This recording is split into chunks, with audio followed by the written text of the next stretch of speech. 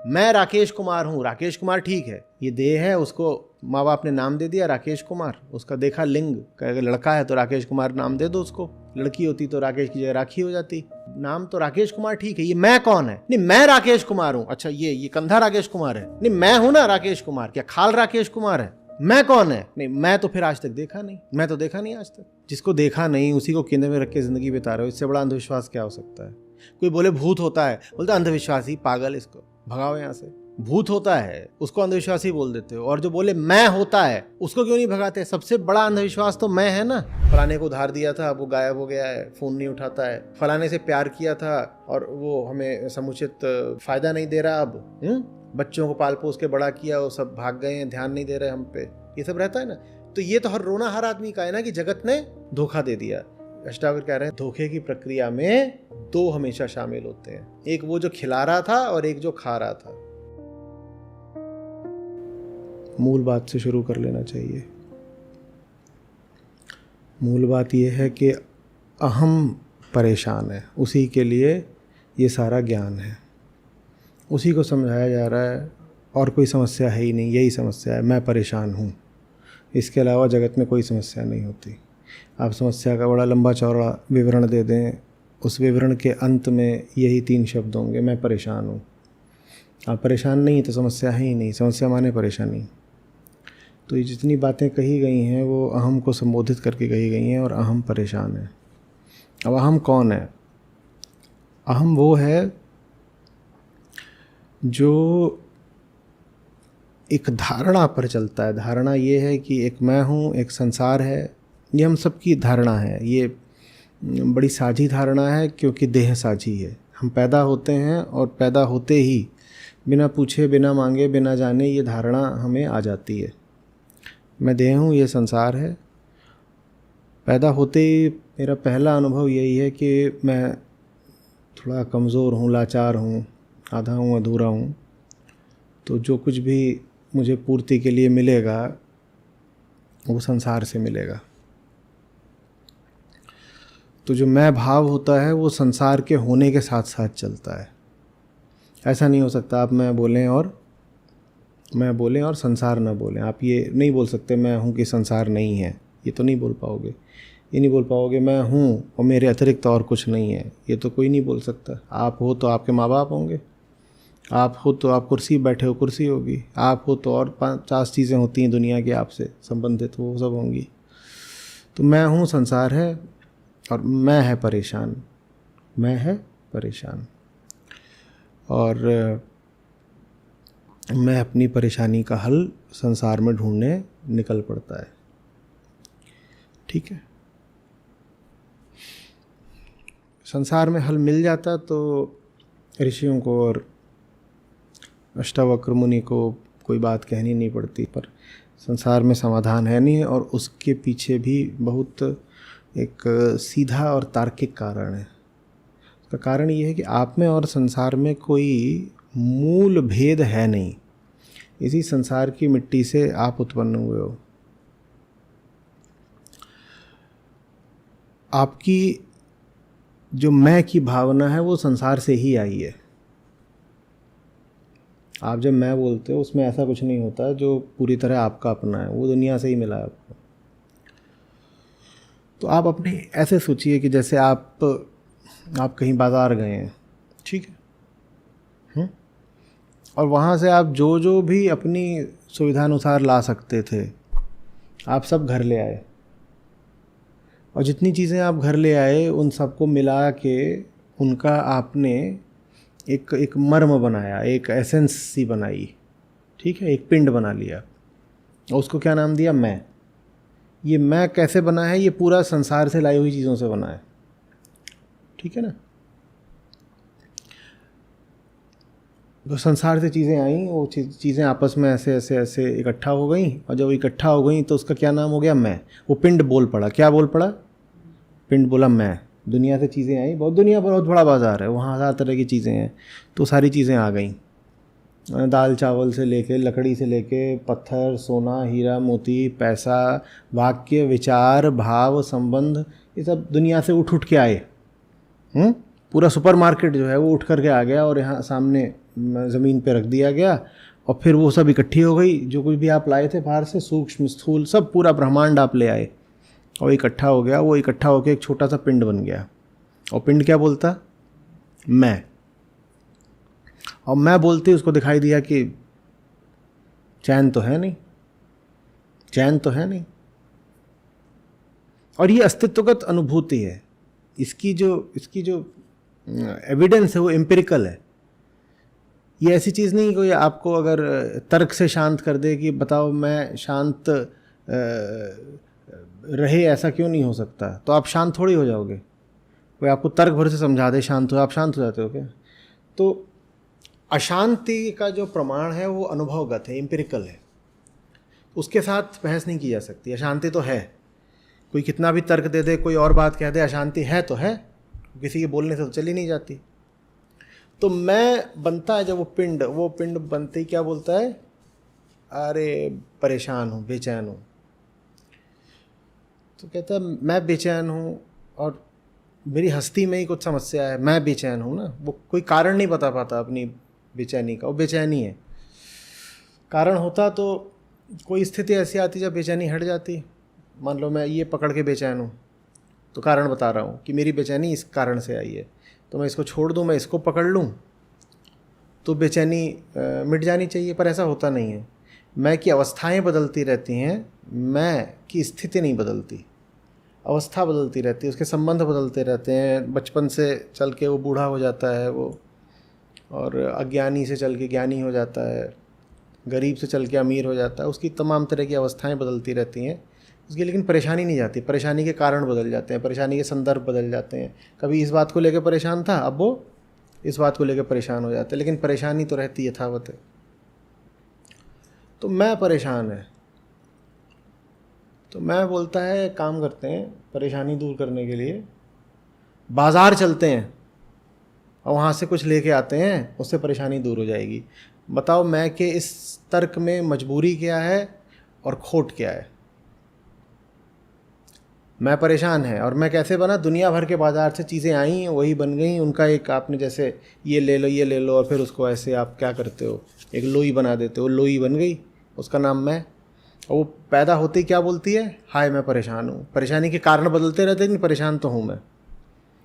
और फिर उसने तर्क ये लगाया, चलो बाज़ार जाते हैं, वहाँ से कुछ लेके आते हैं, उससे परेशानी दूर हो जाएगी। बताओ इस तर्क में मैं कह रहा हूँ एक मजबूरी है, एक खोट है। मजबूरी क्या है, खोट क्या है?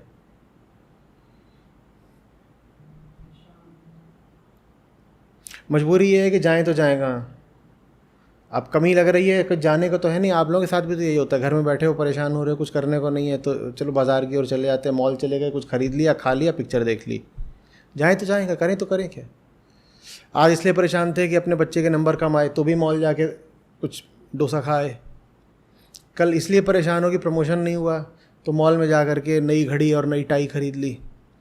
तीसरे दिन इसलिए परेशान हो कि घर में किसी से लड़ाई हो गई है, तो आज जाके कुछ और कर लिया, पिक्चर देख ली मॉल में। परेशानियां बदलते रहती हैं, लेकिन समाधान तो एक ही है ना, जगत मॉल। मॉल ही वही, जगत मॉल उसका नाम है, ब्रह्मांड मॉल। ब्रह्मांड मॉल में चले जाओ, जब भी कोई परेशानियों के तरीके अलग अलग होते हैं, लेकिन उसका समाधान तो हमारी मजबूरी यही है हमारे पास कि एक ही है, और कोई जगह ही नहीं है ना। आप घर से बाहर निकलोगे तो क्या पाओगे? जगत मॉल। घर के बाहर ब्रह्मांड है। अच्छा कहते हो आज शॉपिंग नहीं जाएंगे, घर में समाधान ढूंढेंगे। घर भी क्या है? घर भी ब्रह्मांड है। तो जगत मॉल घर में भी घुसा हुआ है। तो ये मजबूरी है कि आप जब परेशान होते हो, मैं परेशान है, तो वो एक ही समाधान निकाल सकता है, चलो मॉल की तरफ चलते हैं, जगत मॉल, ब्रह्मांड मॉल, वहाँ से कुछ अपना ख़रीद लाते हैं। परेशानी के कारण अलग होते हैं और ख़रीदी जा रही चीज़ें भी अलग होती हैं, लेकिन कुल मिलाकर कुछ बदला नहीं। परेशान आप हो और परेशानी मिटाने एक ही जगह है, वो मॉल। हाँ, बदल क्या गया? किस कारण से परेशान हो ये बदल गया, और मॉल में क्या खरीदा, क्या करा, ये बदल गया। लेकिन जो मूल बात थी वो नहीं बदली। मूल बात क्या थी? परेशान थे, मॉल भाग गए, परेशान थे, मॉल। ये मजबूरी की बात हो गई। अब खोट क्या है इसमें? हमने कहा इसमें एक मजबूरी है, एक खोट है। खोट क्या है? तुम उसी मॉल से तो बने थे, और जब मॉल से बने हो और अधूरे हो, तो अपना अधूरापन दूर करने के लिए वापस कहाँ को भाग रहे हो? कहाँ को भाग रहे हो? मॉल को भाग रहे हो। अधूरापन कैसे दूर हो जाएगा? मॉल में वही सब कुछ है जिससे तुम बने हुए हो। मॉल से ही तुम्हारा अधूरापन है, तो मॉल कैसे अधूरापन दूर कर देगा? ये जो मैं भाव है ये पूरे तरीके से जगत से ही आता है। कुछ देह से आता है, कुछ समाज से आता है, दुनिया से ही तो आता है। देह भी दुनिया की, दुनिया से समाज भी दुनिया का। दुनिया ने जो परेशानी दी है उसको दुनिया ही कैसे दूर कर देगी? जो खा के बीमार पड़े हो उसको और खा के ठीक कैसे हो जाओगे? जो खा के बीमार पड़े उसको और खा के ठीक कैसे हो जाओगे बताओ तो? दुनिया खा के बीमार पड़े हो, जब बीमार पड़ जाते हो तो दुनिया की ओर और भागते हो, मुंह खोल करके खिला दो और खिलाओ। सब आदमी अपनी परेशानी का एक ही कारण बताते हैं, अभी दुनिया पूरी खाई नहीं। आप किसी से पूछो तू क्यों परेशान है, लेके कामना ही है कुल मिला के, अभी और खाना है इसलिए परेशान है। जो तूने खाया है उसी से तो परेशान है, अभी और खाना है। ये हमारा तर्क है, खोट वाला तर्क। समझ में आ रही बात? देखो, दुनिया के बाजार में भाग के कुछ होगा नहीं। बात त्याग की नहीं है, बात तर्क की है।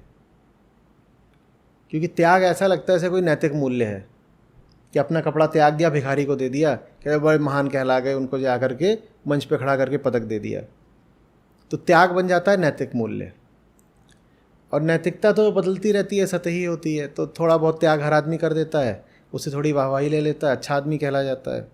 लेकिन एक सीमा के आगे आप त्याग कर ही नहीं सकते, ये बात आपको पता है। तो त्याग की सीमा है, त्याग छोटी चीज़ है। जिसको मैं अभी तर्क कह रहा हूँ उसका नाम है बोध। जानना बड़ी चीज़ है, पहचानना बड़ी चीज़ है। यहाँ बात ये नहीं कि जगत को त्याग दो, यहाँ बात ये जानना कि मैं जो बन गया हूँ वो बने बने दुनिया से मुझे कोई लाभ नहीं मिलेगा। समस्या ये नहीं है कि जगत से मुझे क्या मिल सकता है, समस्या ये है कि मैं कौन हूँ। समस्या ये नहीं है कि मैं बाहर जाके नया कपड़ा अपने ऊपर क्या डाल लूँगा। समस्या ये है कि मुझे दिल की बीमारी लगी हुई है, जो कि कपड़ा कोई भी डाल लो, दिल अंदर है और दिल बीमार है। दिल की बीमारी नए नए कपड़े पहनने से दूर हो सकती है? ये समस्या है। मैं का दिल खराब है मैं का दिल धड़क नहीं रहा है। हाँ, मैंने अपने दिल का ख्याल नहीं रखा। उसी दिल को, हृदय को आत्मा कहते हैं। मैं सब कुछ है, उसके जो केंद्र में आत्मा है। मैंने इतना कुछ और कार्य कर लिया है कि अपने दिल से दूर हो गया है। हम दिलदार लोग नहीं हैं, हम दिल वाली ज़िंदगी नहीं जीते। समझ में आ रही बात? अध्यात्म क्या मतलब? वो दिलदार होना, दिल हो, वो नहीं होता हमारे पास, तो हम इधर उधर भागते रहते हैं।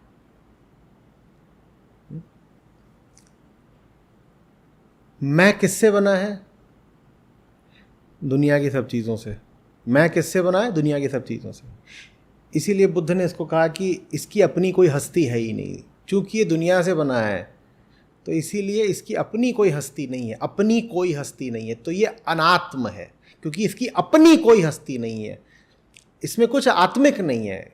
दुनिया से बना है ना, तो आत्मा ने जो अपना हो, तो इसको बोला अनात्म, क्योंकि दुनिया से बना, इसकी अपनी कोई हस्ती नहीं है। इसकी अपनी कोई हस्ती नहीं तो दुनिया की ओर भागता है। तो इसको सूत्र की तरह पकड़ लो, जिसकी अपनी कोई हस्ती नहीं होती ना, वो दुनिया की तरफ भागता है भिखारी होकर के। किसी भी कारण से भागेगा, कारण 100 हैं, कारण बहुतेरे हैं, आते जाते रहते हैं, लेकिन वो भागेगा दुनिया की तरफ। भिखारी है, किसी के सामने भिखारी बन जाएगा।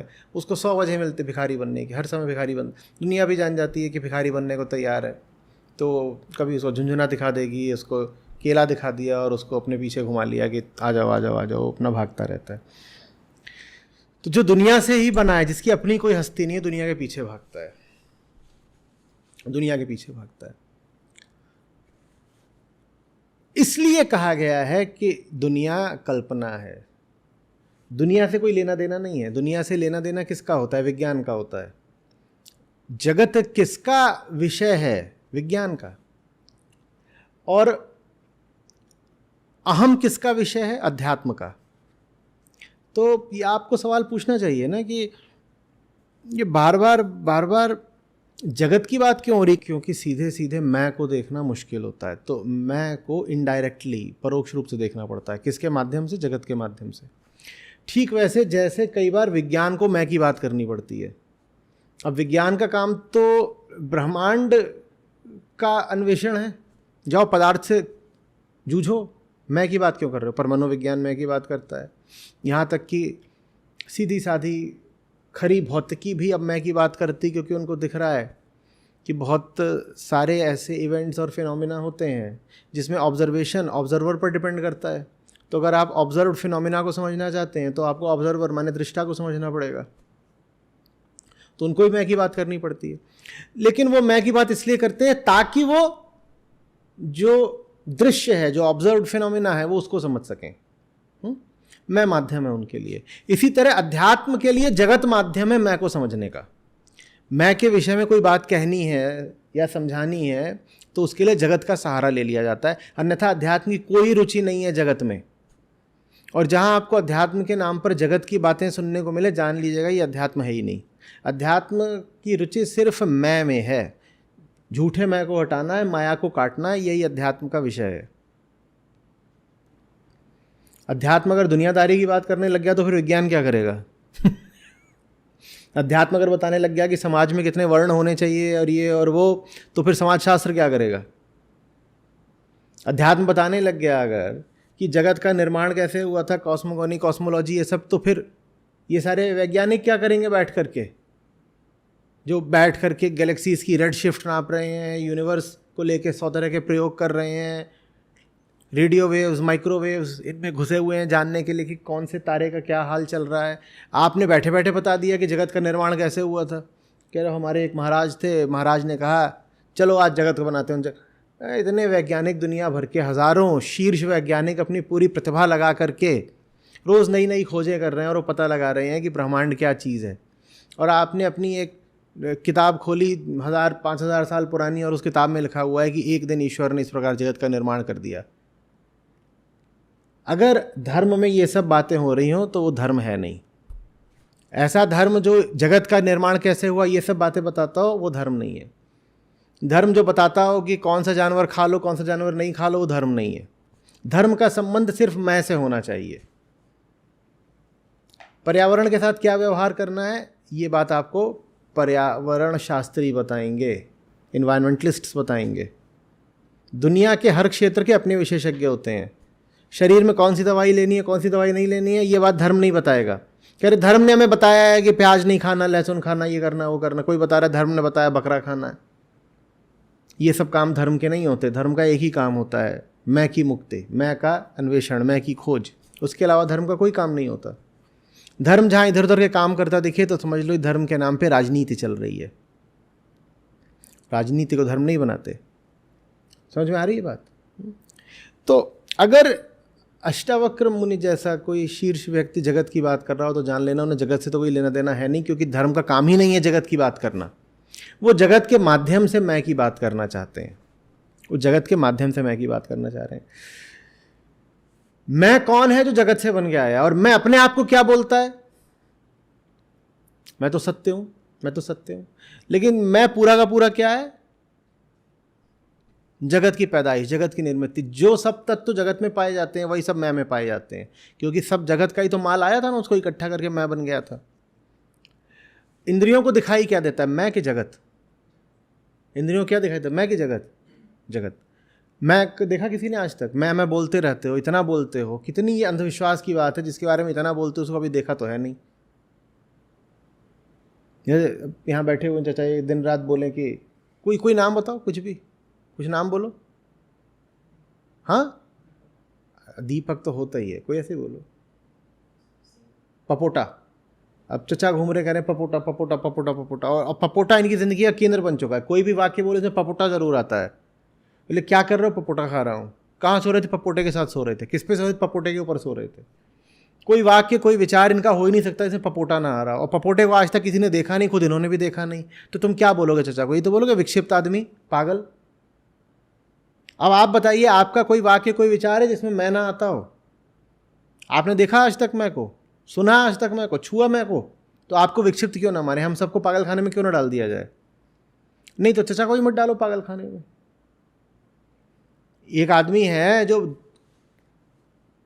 कहाँ गए थे पपोटा देखने। कौन हो तुम? मैं पपोटा हूं। क्या खाया? पपोटा खाया। वो पपोटा के अलावा कुछ है ही नहीं उसके पास। दृश्य दृष्टा दोनों पपोटा, विषय विषयता दोनों पपोटा, पपोटा ही पपोटा, सब पपोटा। और पूछे पपोटा माने क्या? बोला ये पता नहीं। बोले पपोटा कभी खोजा? पता नहीं। पपोटा को तर्क किया, जिज्ञासा करी? करा नहीं। लेकिन पपोटा है। वही हाल मैं का है। आपसे कोई कहे हाँ हाँ जी आप कौन है, मैं राकेश कुमार हूँ। राकेश कुमार तो ठीक है, आपको नाम दे दिया था माँ बाप ने, ये मैं कौन है? मैं राकेश कुमार हूँ। राकेश कुमार ठीक है, ये देह है, उसको माँ बाप ने नाम दे दिया राकेश कुमार। उसका देखा लिंग, अगर लड़का है तो राकेश कुमार नाम दे दो उसको, लड़की होती तो राकेश की जगह राखी हो जाती। तो नाम तो राकेश कुमार ठीक है, ये मैं कौन है? नहीं मैं राकेश कुमार हूं। अच्छा ये कंधा राकेश कुमार है? नहीं मैं हूं ना राकेश कुमार। क्या खाल राकेश कुमार है? मैं कौन है? नहीं मैं तो फिर आज तक देखा नहीं, मैं तो देखा नहीं आज तक।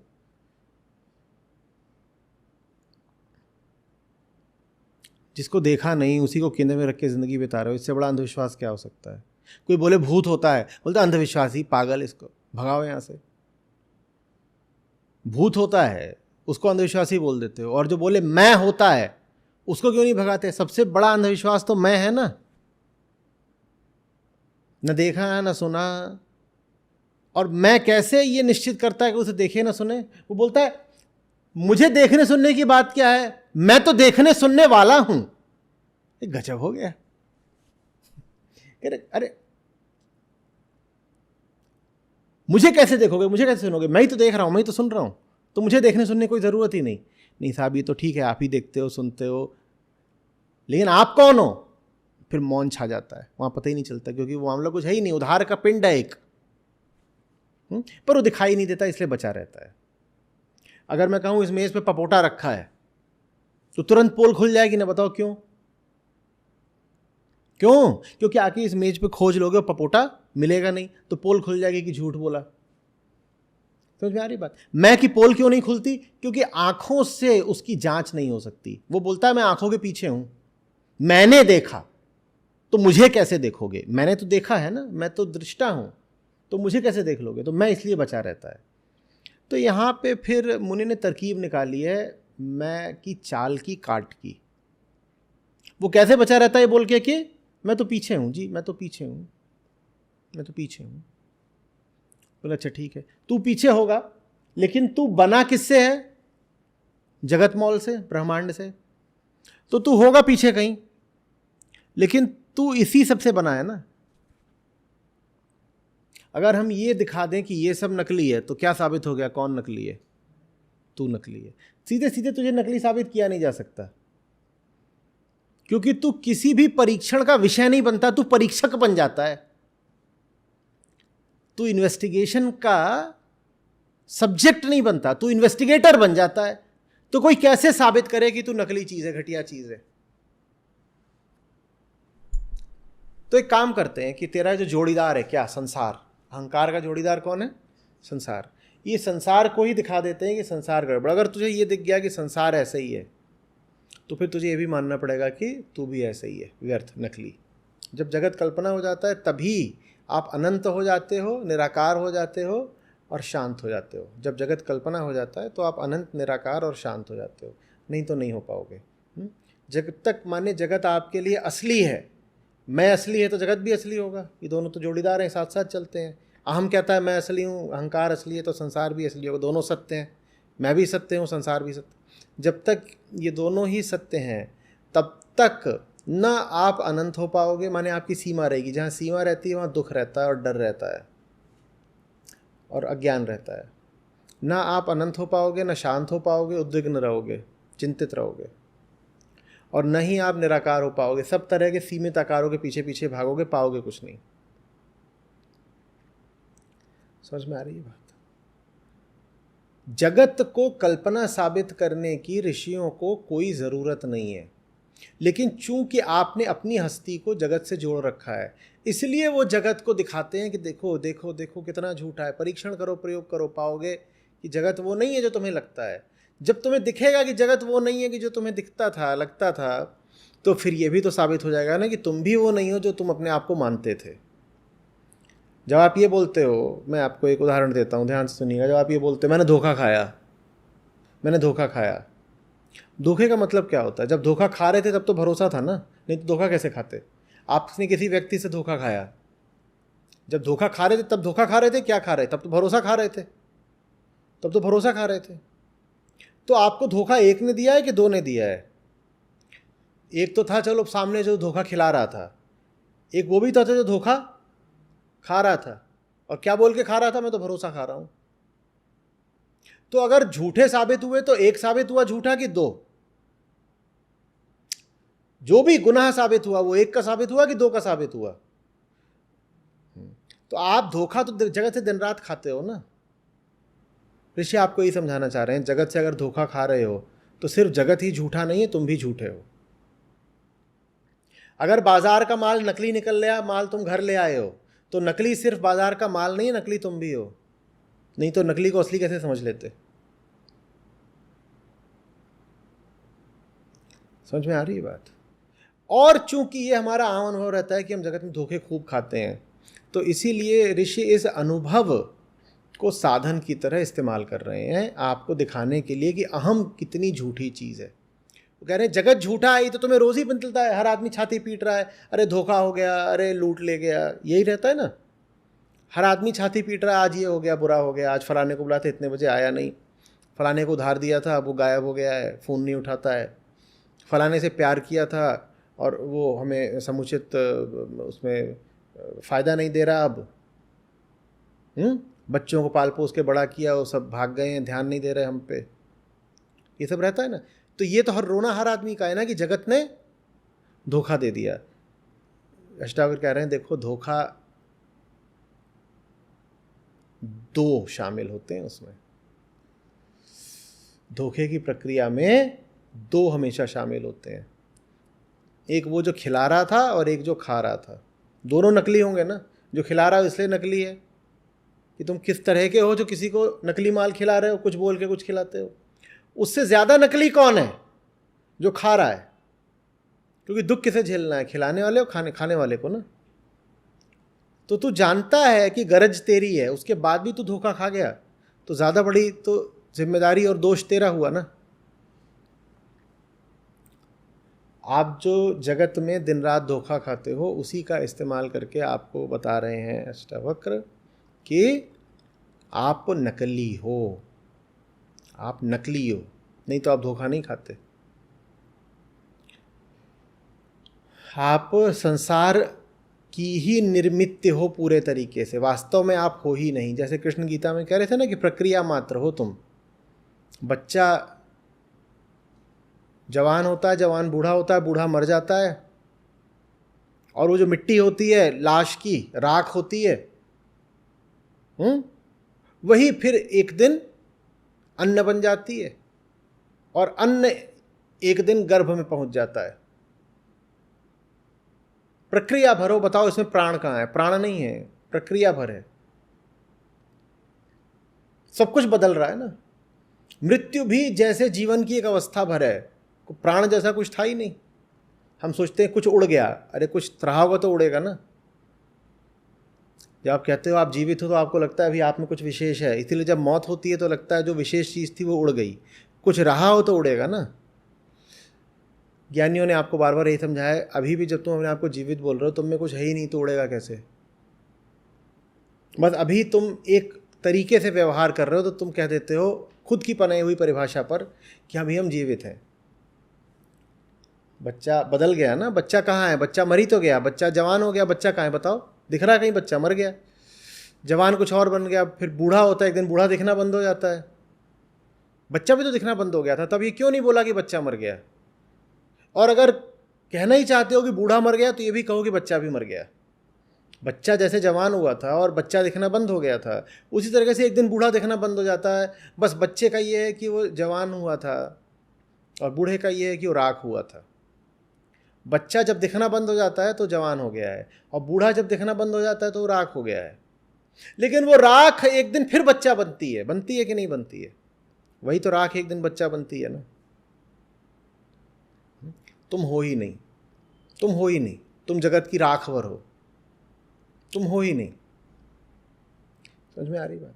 अगर तुम जगत से बने हो तो तुम हो ही नहीं, और ये बहुत गरिमाहीन जीवन है अगर तुम्हारे पास दुनिया के अलावा कुछ है ही नहीं।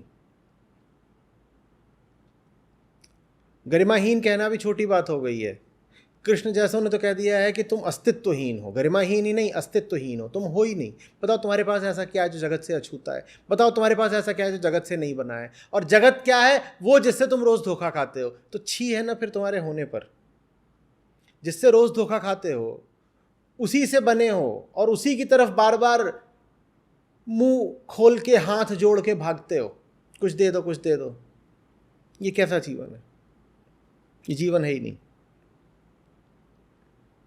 और इसीलिए तुम्हें आकारों की इतनी लालसा रहती है। ये आकार दिख गया उधर भाग गया। आकार माने वस्तुएं, वस्तुओं का आकार होता है। इतने आकारों की तुम्हें लालसा रहती है, इसीलिए तुम हमेशा अशांत रहते हो, उद्विग्न रहते हो।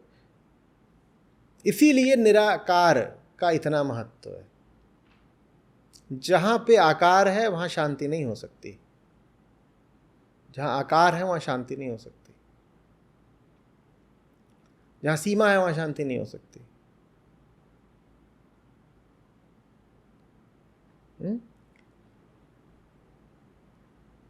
सीमा माने जगत की सारी चीजें,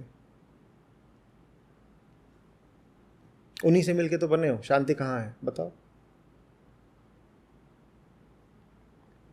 जगत की ही सारी चीजों से निर्मित हो, बताओ शांति कहाँ मिल गई है?